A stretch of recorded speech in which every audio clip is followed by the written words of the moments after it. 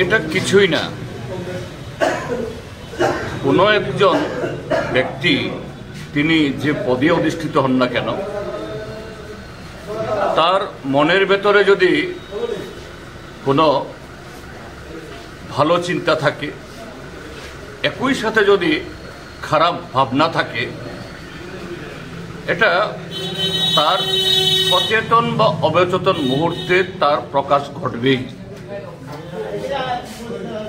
RSS তারা এই ভারতবর্ষের সংবিধান যখন রচিত হয়, গৃহীত হয়, তেরঙ্গা ঝান্ডা যখন আমাদের জাতীয় পতাকা হিসাবে যখন গৃহীত হয়, এই আরএসএস তার তীব্র বিরোধিতা করেছিল।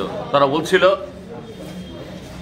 এই পতাকা আমরা মানি না, এই সংবিধান মানি না। ভারতবর্ষের সংবিধান হবে মনুষ্য সংস্কৃতিকে অনুসরণ করে। এই সংবিধান এটা আমরা বদলাবো। সেই আরএসএস এর নেতা হলো দেশের এখন স্বরাষ্ট্রমন্ত্রী অমিত শাহ।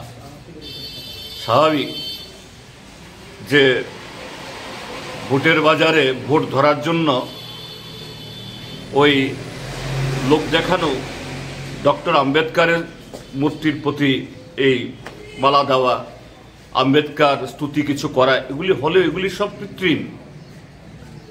কিন্তু তাদের মনের ভেতরে যেটা হলো, এই সংবিধানকে তারা ভাঙবে, আর সংবিধান প্রণেতা এই ডক্টর বি আর আম্বেদকার আস্থা করে ছড়ে দেবে।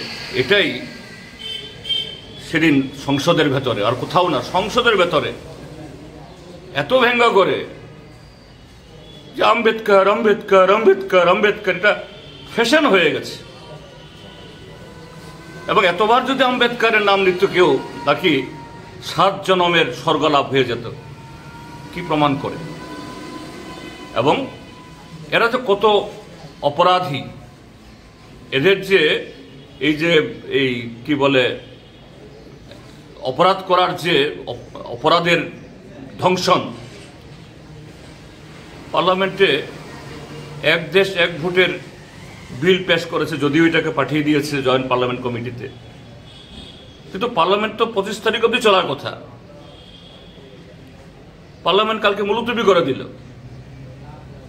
অর্থাৎ এরা সুস্থ আলোচনা, গঠনমূলক আলোচনা, যুক্তিমূলক আলোচনা আরএসএস ভয় পায়। এই ত্রিপুরাজ্যের মধ্যে আমরা দেখি, কিছু হলেই ভেঙে দাও, গড়িয়ে দাও, জ্বালিয়ে দাও, গুন্ডা পাঠিয়ে মুখ বন্ধ করে দাও। তো তারই তো নেতা উনি।